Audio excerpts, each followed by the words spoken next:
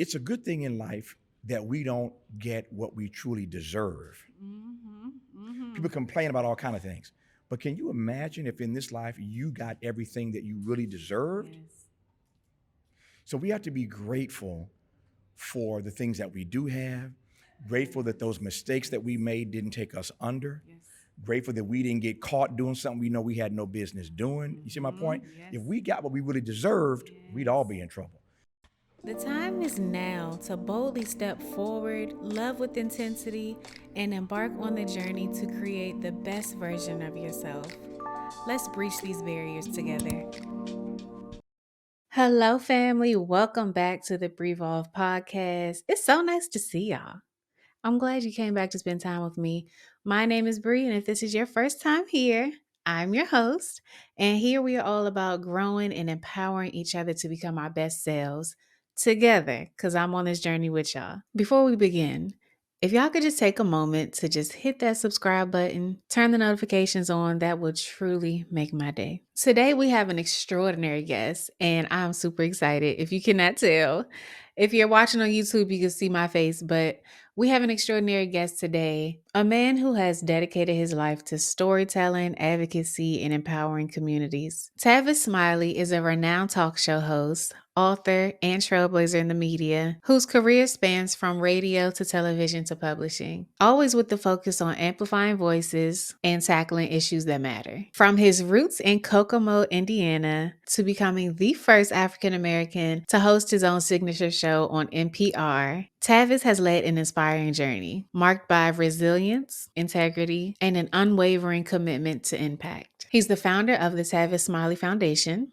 a recipient of the Presidential Lifetime Achievement Award, and a true inspiration to those looking to make a difference in the world. I had the pleasure of speaking with him at SpeakerCon 2024, which that conference was amazing. I will give y'all the details on that later. But let me tell you, he is both incredibly gracious and down to earth. The insight I gained from him truly blessed me. And I know his words will shift your perspective and positively impact the way of your thinking in a powerful way. Without any further ado, let's get into this interview with Tavis Smiley. Enjoy. Hello, Mr. Hello, how are you Smiley. today? I'm very good. My name Wonderful. is Brianna. Brianna, nice to meet you. Yes, nice to meet you too. And Thank you. thank you so much. My pleasure. I've learned a lot from you today. Thank you. So, I do want to ask you just a few questions. With your dedication to advancing the community, what key steps can each of us take to start uplifting those around us, no matter our position or resources? Yeah. The answer for me is simply this. I don't believe that we ever come into the fullness of our own humanity unless we can respect and revel and celebrate the humanity of the other. Yes. We all want what we want, Yes. but we don't all respect and revel in the humanity of everybody else. So if you would ever experience the fullness, the depth, the richness of your own humanity, you have to respect and revel in the humanity of the other. That's the starting point, I think. Thank you. And many people hesitate to pursue their goals due to fear or self doubt. How did you learn to push past your own fears, and what guidance can you share with listeners who feel held back? It's a great question. Let me just change your one word. Okay. Not how I learned, how I am learning, right? Okay. So it's a perpetual thing, right? Yes. I mean, because you achieve and because you succeed doesn't mean that all of a sudden you become fearless. There are challenges I face every day. I still have certain fears about certain things, and I have to learn and remind myself every day of the successes I've had in the past by powering through, by pushing myself through, by not being afraid of the challenge. I don't think that any of us ever lives a life or lives lives where we are completely and totally without fear. Yeah. The question is, can you push through the fear? Can you power yourself ahead, never mind the fear? And the truth of the matter is that people do things every day of which they are afraid. We do things every day of which we are afraid, but we find a way to power ourselves through. So it's not something I've learned, it's something I'm learning every day, and you sort of learn by doing. And with each success, with each bit of progress, you realize, okay, that wasn't so bad. I got through that. So you just keep pushing yourself through. Don't let the fear freeze you. Yes. There's so many people I encounter folk all the time who have great ideas, but they're frozen by fear. And so don't let the fear freeze you. That's my advice. Thank you. Yeah. Last question. In this season of your life, what on the spiritual side of things, what is God revealing or teaching you in this season of your life? That's a deep question. It's a very deep question. I think the best way to respond to that is that I now, at this stage in my life and career, am more grateful than I've ever been. My sense is that the gateway to greatness is gratitude. Yes. The gateway to greatness is gratitude. And I find that the more grateful I am, the more fortunate I am. The more grateful I am, the easier things come for me. The more grateful I am, things just work out, right? Yeah. And so people ask me all the time, Tavis, how you doing today? And I routinely say, if I complained, I'd be an ingrate. I've said it so many times that people now copy me. That's good. I hear it coming back at me all the time. If I Yes. complained, I'd be an ingrate. But it's really not a line for me. I say it all the time, but it really is at the epicenter of my existence. That if I complained at this point in my life about anything, I'd be an ingrate. Because, so many good things have happened to me. I've had such great fortune. And I told somebody the other day, which I think you'd appreciate, it's a good thing in life that we don't get what we truly deserve. People complain about all kinds of things. But can you imagine if in this life you got everything that you really deserved? Yes. So we have to be grateful for the things that we do have, grateful that those mistakes that we made didn't take us under, Yes. grateful that we didn't get caught doing something we know we had no business doing. You see my point? Yes. If we got what we really deserved, we'd all be in trouble. So I am grateful for every day. I'm grateful for every opportunity. I'm grateful for every conversation, including this one. I'm grateful for every opportunity to share. So I just try to live in a space of gratitude. And I think that's what, to your question, God is trying to reveal to me, that every day is precious. Yes. Every day you wake up is another chance for you to try to get it right. Whatever you screwed up yesterday, you can do it better. You get a do-over. You get a chance to do it again today. But it only happens if you are grateful for the opportunity, grateful for the space, grateful for the life. So I'm just trying to be in a space of gratitude. Does that answer your question? Absolutely. Okay. Thank you. I know that blessed a lot of people, Well, I hope so. including me. All right. So thank you. It was nice Thank speaking you. with you Nice and talking meeting to you. Thank you. I told y'all that I was going to bless you, right? I'm just in awe of how God is always moving to make sure I'm in these spaces to spread the word, the great word. But there was another part of SpeakerCon that I really wanted to share with you all. Dr. Cheryl Wood was interviewing Tavis Smiley on stage, actually, and he started to talk about, I'm not sure the question she asked, but he got into the parable of the talents in the Bible, Matthew chapter 25. So I want to share that with you all and dive in a little bit and give you some of the aha moments that I really got that is sticking with me and I feel like will stick with me for as long as I'm doing God's work, as long as I have breath in my body. So I hope this would get that battery in your back going, get it charged up. Because it sure did for mine, and I cannot keep it to myself. So he talked about the parable of the talents. In my version of the Bible, the message, as y'all know, because I feel like I say it every episode, it's called The Story About Investments. I encourage you all to read it yourself as well, because as I was looking at these words, it's like God was downloading my own revelation into me. But I do want to share with y'all what I got from this story. So I'm going to read it for you, and then we're going to break it down just a little bit. The story about investment. It's like a man going off on an extended trip. He called his servants together and delegated responsibilities. To one, he gave $5,000, to another, $2,000, and a third one, $1,000, depending on their abilities. Then he left. Right off, the first servant went to work and doubled his master's investment. The second did the same, but the man with the single thousand dug a hole and carefully buried his master's money. After a long absence, the master of those three servants came back and settled up with them. The one given $5,000 showed him that he had doubled his investment. His master commended him. Good work. You did your job well. From now on, be my partner. The servant with 2,000 showed he also doubled his master's investment. His master commended him. Good work. You did your job well. From now on, be my partner. The servant given 1,000 said, Master, I know you have high standards and hate careless ways, that you demand the best and make no allowances for error. I was afraid I might disappoint you, so I found a good hiding place and secured your money. Here it is, safe and sound, down to the last cent. The master was furious. That's a terrible way to live. It's criminal to live cautiously like that. If you knew I was after the best, why did you do less than the least? The least you could have done would have been to invest the sum with the bankers, where at least I would have gotten a little interest. Take the 1,000 and give it to the one who risked the most, and get rid of this play it safe who won't go out on a limb. Throw him out into utter darkness. First of all, let me just go back to what stood out to me first. The one who had the 5,000 and the one who had the 2,000. I want to point out they got right to work and doubled the investment. Then his master came back and said, from now on, you will be my partner. In other versions, it's called talents. He gives us an investment, a talent, a gift. He instills something within us, and we have to work in that area of expertise that he gave us. Work to progress whatever it is that he's put inside of us. Once we start working in that, he wants to partner with us. He can't partner with somebody that won't go out on a limb or risk feeling uncomfortable with what he's given us. So for us to be able to partner with God, we must first take these little steps to show that we are willing and able, because we have free will.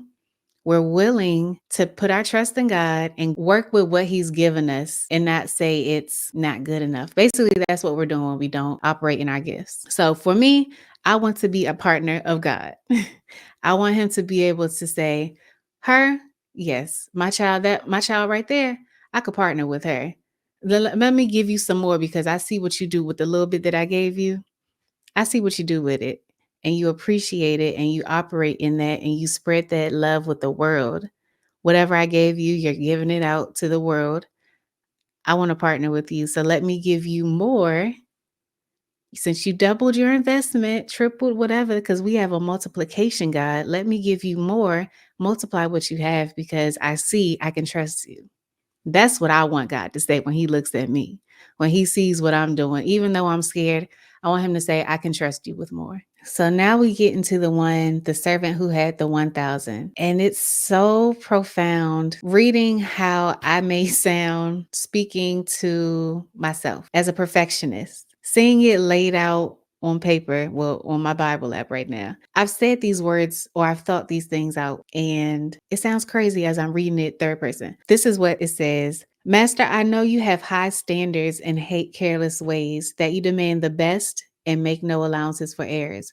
I was afraid I might disappoint you, so I found a good hiding space and secured your money. Here it is, safe and sound. There was a video I did recently for the daily inspiration and motivational word. And if you haven't tapped into that, honey, let me tell you, you're missing out. I'll put the link to it up here. But one of the messages was your comfort zone is the danger zone. God gives us free will, but we are not meant to stay in our danger zone, in our comfort zone. He will not force us to operate in our gifts. He will not force us to go outside our comfort zone. That's where faith kicks in. That's where he could see if he can partner with us or not.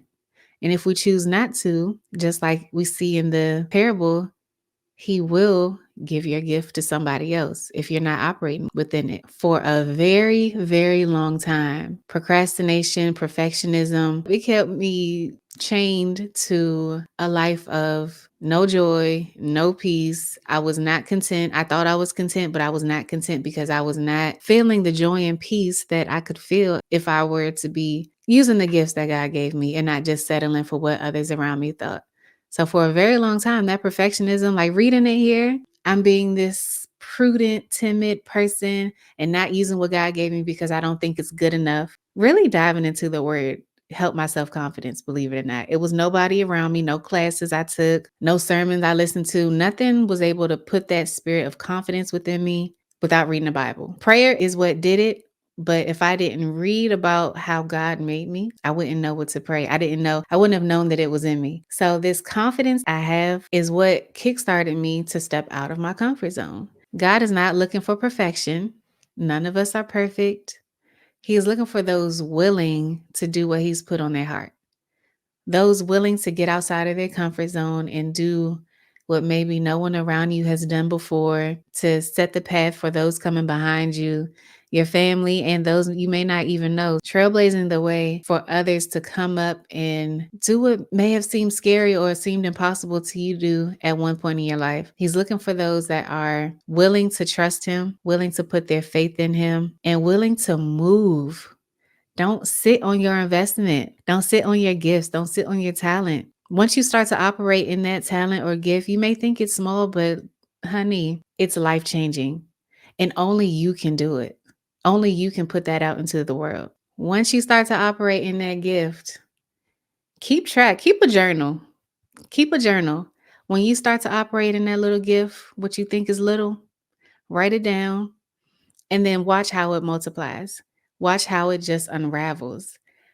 I had no idea I would be here, and I'm so excited to see how this all keeps unraveling. I started wanting to share a message of how I got through something tough in my life, and I wanted to interview people and grow closer to people.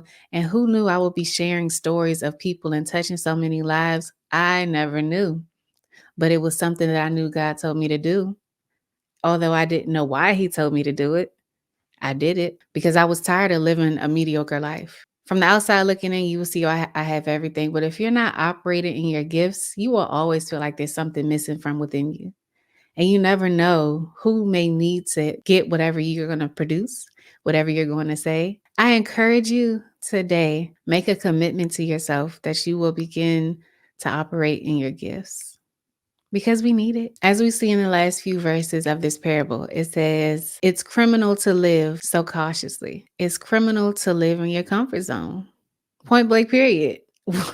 We may not like that message, but it says it's criminal to live so cautiously.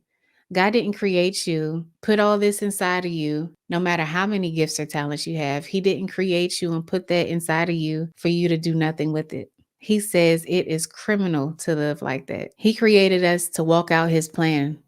The plan, he has this beautiful spread of how the world needs to be, how it should be if we all operated in our gifts and talents. It would be laid out so beautifully if we all just do what we're supposed to do. Do your part. Don't think because somebody else is doing it over there that they could dare do it the way that you're going to do it. Yes, it's your responsibility to do your part. And it's my responsibility to do my part. And we may have more than one part. Do all of whatever is on your heart to do and just watch it multiply. And just watch how your joy multiplies and your peace multiplies. Woo! He's given us all we need to begin our journey. Whatever your journey is, he has given you all that you need to begin your journey. Just show him that you're the one that you can partner with. Say, hey, God, yeah, let me go ahead and do this, what you've been putting on my heart that I keep trying to run away from. Y'all know who y'all are. Y'all know what it is. And show God that you could be partnered with. Baby, I've been free falling, but I've never hit the ground. He always got me as long as I'm operating in what he's told me to do. Operating within my own gifts and not trying to be somebody else. Doing it in my own way and not trying to copy what other people are doing at their delivery. I'm doing it the way God has showed me. I'm saying yes to what God is telling me to do. I'm getting uncomfortable every single day.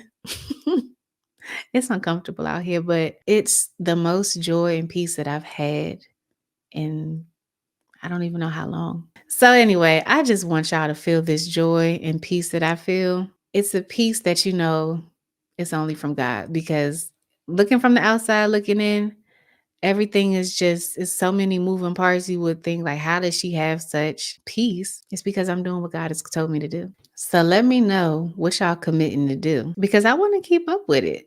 Let's be accountability partners, okay? Let's hold each other accountable. If you're on YouTube, leave it in the comments. If you're listening on the podcast app, there should be something in the description that says, send me a text. Make sure you put your email in there because it won't tell me who it's coming from or a number or email or anything. So just include your email in there so I can respond. And let's grow together, guys. Oh, I am so happy for your breakthrough coming. Take that one step and see how God changed your life. If this has helped you or inspired you, empowered you in any type of way, please send it to a friend.